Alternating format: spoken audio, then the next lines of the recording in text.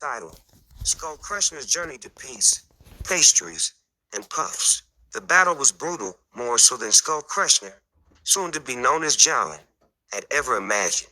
His father, eager to make a true warrior out of his only son, had dragged him to the front lines alongside his sisters, Dagger and Sword, who lived up to their fearsome names.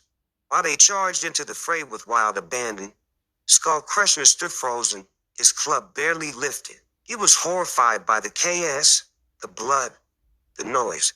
He had never wanted this. When the battle was over, Skull Crusher's hands were stained with blood, some of it not even his own. He felt sick. He had seen enough. Shaken to his core, he fled the battlefield and sought out his Uncle Gristle, the one orc who seemed to understand that life wasn't just about fighting. Uncle Gristle took one look at the shaken young orc and said, "You look like you've seen a ghost, or worse, the tax collector. Come here, boy. I've got just the thing." He handed Skull Crusher a curious-looking pipe. "Take a puff of this. It'll calm your nerves. We call it communing with the spirits." Skull Crusher hesitated but then took a deep inhale. Almost immediately, he felt a warm, fuzzy feeling spread through his body, and his nerves began to settle. The chaos of the battlefield seemed to fade away, replaced by a haze of peace. "This is nice," he muttered, feeling his muscles relax for the first time in his life. Uncle Gristle grinned. "There you go. We're not all about fighting and smashing. You know, some of us prefer the finer things in life, like a good smoke and a chat with a spirit or two." Over the next few days, Skull Crusher spent more time with Uncle Gristle, learning the ways of the Druids. Or rather, Uncle Gristle's version of Druidry, which involved a lot of sitting around, smoking, and meditating, which mostly meant napping under trees. Then, one particularly smoky afternoon, as they were deep in a meditation session, a scruffy, skinny dog appeared out of nowhere. The dog had a cocky grin, clay-covered thighs, and eyes that seemed to gleam with mischief. "Yo, what's up?" the dog said, casually scratching himself. "Name's Snoop. I'm your new mentor. Heard you're looking for a little more meaning in life? Hey." Skull Crushner, blinking through the haze, tried to focus. "The talking dog. Is this real?" Snoop chuckled. "As real as that patch of drool on your chin, big guy. Look, I'm here to teach you the real druid arts. Not this half-baked stuff your uncle's been pushing." Uncle Gristle, overhearing, shrugged lazily. "Hey, I don't push. I just suggest strongly, and maybe nudge a little." Snoop rolled his eyes. "Anyway, kid, listen up. Being a druid isn't just about hugging trees and smoking leaves. It's about understanding nature, finding balance, and sometimes knowing how to roll the perfect joint." Over the next few weeks, Skull Crushner, now adopting the more human-sounding name John, bonded with Snoop. The dog taught him all kinds of practical skills. How to communicate with animals, turns out most of them just wanted to gossip. How to create a smoke cloud that would make even the most aggressive trolls mellow out, and the importance of a good snack when on a spiritual journey.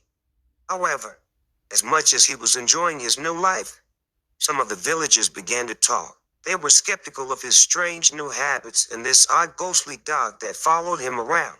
John could feel their eyes on him, their whispers in the wind. Deciding it was time for a fresh start, he packed up his things and, with Snoop at his side, headed over the mountains to find a more welcoming place. Along the way, he helped some goblins deal with their own issues. Apparently, some spirits were messing with their sheep. After a bit of herbal negotiation and a good chat with the spirits, John convinced the goblins to stop digging near a sacred site. Problem solved. Peace restored. The goblins, in turn, pointed him toward a small town called Smoky Bay. Smoky Bay was a charming place nestled in the mountains, known for its hot springs and an endless stream of tourists looking for a good soak. It seemed like a perfect place for John to start over. With Snoop by his side, John took up work with a road crew, helping build and maintain mountain paths for hikers. But in his downtime, he started baking, experimenting with different herbs and flavors, using his newfound druidic skills to create delicious treats that had more than a little magic in them. Word spread quickly among the hikers about the strange orc with the amazing baked goods. Soon, they were coming down the mountain trails, not just for the high springs but for a taste of John's treats. Seeing an opportunity, John decided to open a little bakery right in the heart of Smoky Bay. On the day the bakery opened, John felt a mix of excitement and nerves. This was a big step, a new chapter in his life. The line outside his shop was already forming, filled with curious villagers and eager tourists. As he opened the doors, Snow gave him a nudge. You got this, kid. Just remember what I taught you. Always put a little love in your baking, and maybe a pinch of something extra. John smiled, taking a deep breath of the fresh mountain air, now tinged with the sweet smell of his pastries. Thanks, Snoop. Couldn't have done it without you. And with that, John stepped into his new life as the most famous baker in Smoky Bay.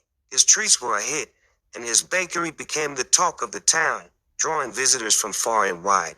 Not just for the high springs, but for a taste of the magic he baked into every bite.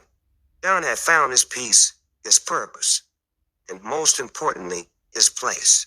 And he knew, with Snoop by his side, there was no end to the adventures they'd have and the recipes they'd create. Asterisk in.